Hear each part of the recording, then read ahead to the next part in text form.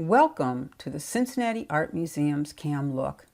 Each Tuesday and Thursday, a staff member or volunteer will share an object for the permanent collection and post questions for discussion. Check back Tuesdays and Thursdays at 10 a.m. for a new work and a new conversation. Hi, I'm Helen, a docent at the Art Museum. What do you do when you want gold and silver for your home dinnerware, but your budget doesn't cover the cost, or your religion prohibits using gold and silver for drinking and eating utensils? If you lived in Spain from the 14th to the 18th century, you bought lusterware. Come with me on a journey to learn about the discovery of an amazing ceramic glazing technique that spread from Mesopotamia to Egypt, Northern Africa, Spain, and then across the world. Plate with Stylized Lion is on display in the newly reinstalled Islamic Gallery 146 at the Art Museum. It was created in Valencia, Spain in the 18th century. Muslim potters developed lusterware in the 9th century in Mesopotamia, now Iraq. Lusterware uses a type of metallic glaze that gives an iridescent effect. First, ceramic artwork is glazed and fired. Then metal oxides are added in an overglaze, and the piece is fired a second time in a kiln where oxygen has been removed. That leaves a very thin, perhaps 10 or 20 atoms thick, layer that is fused with the main glaze.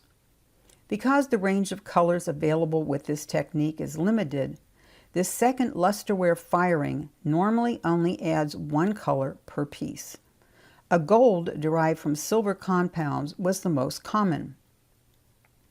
Christian artists created lusterware using techniques developed by Muslims, but with decorations based on European motifs. The prancing lion with the incredibly large curly mane echoes medieval heraldic crest.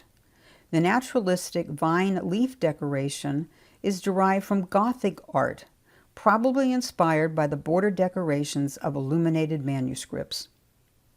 Using drinking and eating vessels in gold and silver was fashionable in ancient Rome and Persia, and the custom continued in medieval Christian societies.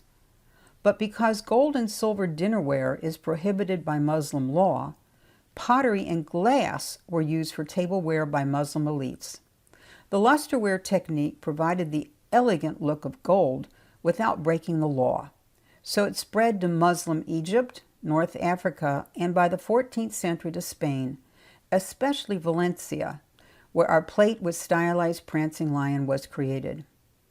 Here is a detail of the 15-inch diameter plate.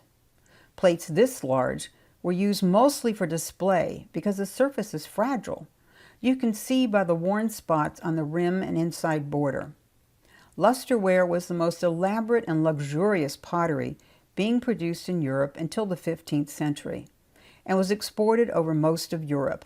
By the 19th century, lusterware techniques had spread across the world. Cam has a direct connection with Japanese lusterware through an artist with works in the permanent collection. Japan has a thriving lusterware industry that began in the 1890s. Kato, on the right in the photo, was a Japanese national living treasure, an honor bestowed only on the best artist in a designated field. Kato became fascinated with the origins of lusterware and traveled a number of times to Iran to study their techniques and apply them to his own creations. The large lusterware plate in the foreground is just one of many that Kato collected and displayed in his museum in Tajimi, Japan. On the left is Shibata Ikuhiko, Kato's nephew, now a 7th-generation ceramic artist. Shibata visits Cincinnati, COVID permitting, to teach Japanese ceramics.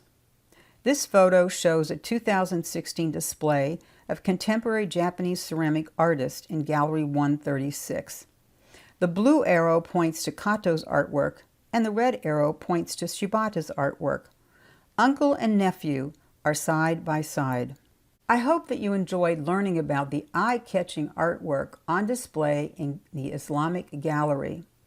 Where do you see artworks that combine techniques from one part of the world with decorations for another part.